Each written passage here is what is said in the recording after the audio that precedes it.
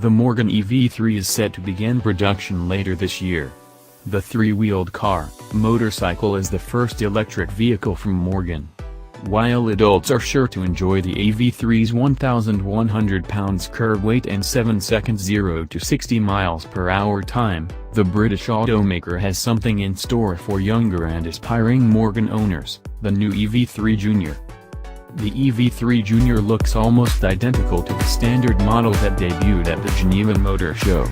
Lest you think this is some overpriced Power Wheels, the EV3 Junior is hand-built and features carbon fiber bodywork, a wooden dashboard and hand-stitched leather on the interior.